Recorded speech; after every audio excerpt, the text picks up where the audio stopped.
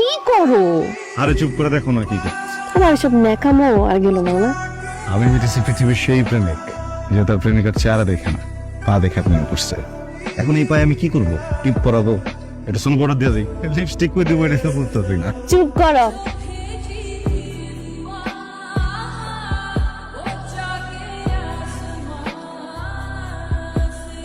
প্রীতি, তানভীরের কোনো খোঁজ পেলি? না রে দোস্ত, ওর তো কোনো খোঁজই নাই। আচ্ছা, ওর কোনো বড় সমস্যা হয়নি তো না? জানি না তো, তুই আর একটু চেষ্টা কর, কোনো খোঁজ পেলে প্লিজ আমাকে জানাইস। ঠিক আছে, জানাবো। আরে কি? আরে বোকা নাকি? এই তোমার কি মাথা নষ্ট হয়ে গেছে? আরে পাগল, শোনো, আমি তো তোমার পায়ে তোমার মতো আলতা পরিয়ে দিতে পারবো না। এদিকে তাকো। জুতো কিনে দিতেছ না, মেয়েটাতে অনেক খুশি। পরে যাবে কেন?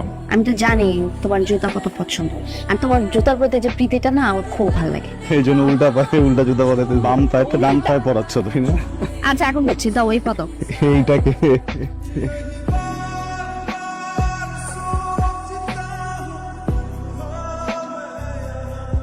হ্যালো, হারামজাদা, হারামজাদা, তুই কোথায় ছিলি? তুই কি বলছিলি আমাকে? কি বলছিলি? কি বলে আমাকে পাঠাইছিলি? এরপর তোর কোনো খবর নেই? ছোট মেয়ের সাথে প্রেম করতেছিস না? ছোট মেয়ের সাথে প্রেম করতেছিস? শান্ত, একটু শান্ত হও। ছোট ছোট নিঃশ্বাস নাও। চুপ করে বসো কোথাও। কোথায় ছিল এতদিন? কি করতেছিলা? আমি একটু টেনশনে ছিলাম ক্যারিয়ারটা নিয়ে। ক্যারিয়ার নিয়ে ব্যস্ত কেন ছিলা? তোমাকে আমি বলছিলাম তুমি শুধু একটু ঠিক থাকো। তুমি আমাকে সত্যি করে বলো, তুমি কি অন্য কোনো মেয়ের সাথে প্রেম করতেছো? এমন কিছুই না শান্ত, আমাকে বিশ্বাস করো না। ফাইন, আমি দেশে আসতেছি। আমি দেশে আসার পর তোমার সাথে আমার সবকিছু নিয়ে বোঝাপড়া হবে।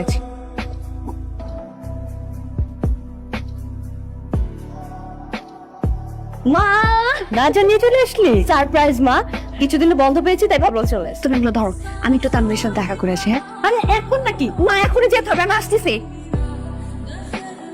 আসসালামু আলাইকুম আন্টি। ওয়ালাইকুম আসসালাম। তুমি এখানে? হ্যাঁ আন্টি, আমি আজকে দেশে ফিরেছি। আন্টি, তানভীর কই?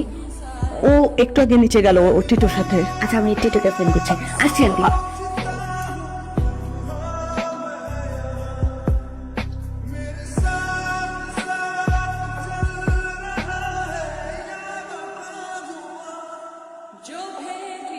কেমন আছো তুমি? হ্যাঁ, তোমাকে দেখেছি আমি কত খুশি হয়েছি, আপনি বলে বোঝাতে পারবো না। তাহলে ওই জায়গাটার কথা মনে আছে? ওইটার উপর থেকে লাফ দিতাম। চল আমার দিক, চলো চলো চলো, উঠো। তারপরে আসলে চল।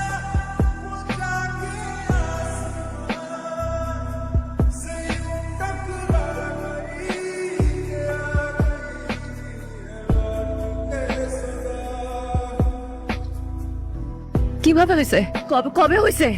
আমাকে বলো না কেন? কথা বলো না। অ্যাক্সিডেন্ট করছে না? আমি অ্যাক্সিডেন্ট করছে না?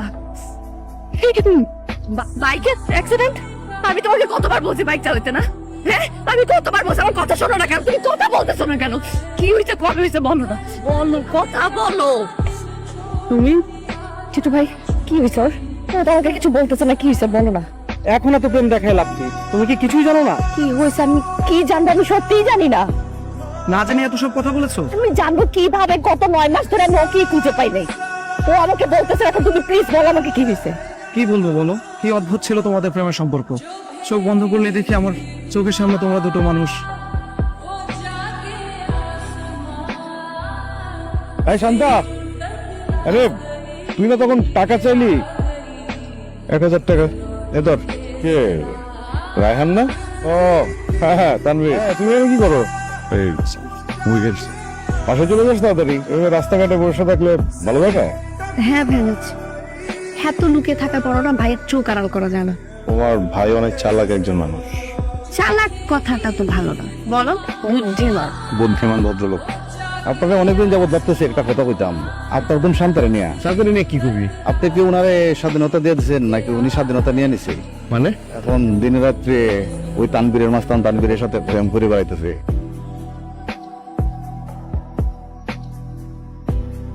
কি করিস এসব? কত বড় সাহস!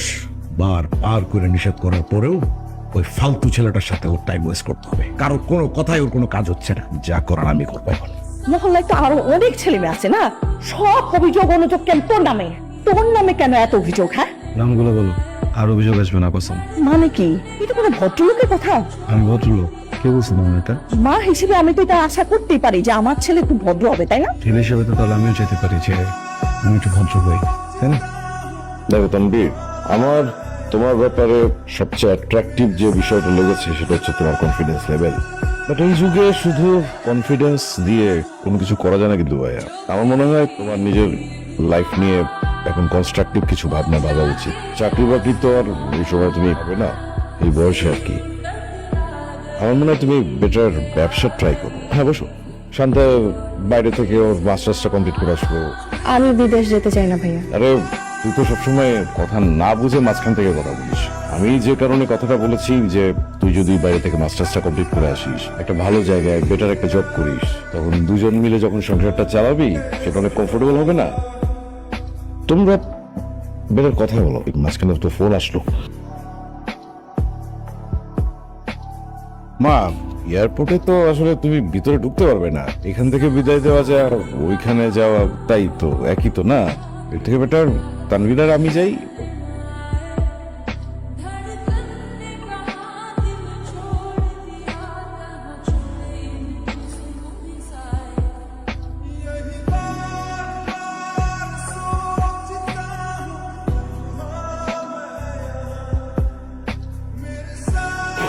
মানুষকে কিছু জিনিস সবসময় মাথায় রাখতে হয়। তার মধ্যে একটা হইল মানুষের সুখ আর শখ কখনো একসাথে পাওয়া যায় না। তুই শান্তাকে বিয়ে করতে শখ করেছিস, তোর তো সুখ পাওয়ার কথা না। আমার আগে মনে হয়েছিল এবং কিছু একটা আমি জানতার কথা ভাইবা কিছু করে। তুই তো খাঁটি প্রেমিক রে। প্রেমিক কাটে না ভাই, তেল কাটে আর তেল মারাইতেছস না? হ্যাঁ, ওই তুই ডায়লগ বাজি মারা সামাল লাগে। তোর সততা আমি ঠিক করে দেবো, তোর সততা আমি ঠিক করে দেবো। এই হচ্ছে তার হারিয়ে যাওয়ার কারণ। আমি হারাই নাই, হারা যাওয়ার কথা ছিল। অথবা মরেও যেতাম, তোমার জন্য মরিনি। আর জীবনে শুধু একটাই আফসোস, আমি কখনো তোমার জন্য দাঁড়াতে পারবো না, অপেক্ষা করতে পারবো। কিন্তু ভিতরে না একটা ভয় কাজ করছিল, যদি অবস্থায় তুমি রেখে চলে যাও, ভয় যোগাযোগ করতে পারিনি। Sorry. I'm sorry, I'm sorry. আমাকে ভালোবেসে তুমি সব কিছু হারে ফেলছো। সরি, আমি কিছু জানতাম না। সরি, কিন্তু তোমাকে আমি হারাতে দিব না। তুমি আমার সাথে হাঁটবা, আমার সাথে চলবা, আমার সাথে থামবা। আর যেদিন পারবো না তখন একসাথে হারিয়ে যাবো। হ্যাঁ বলো, পারবে না? আমি থাকবো না আমার সাথে।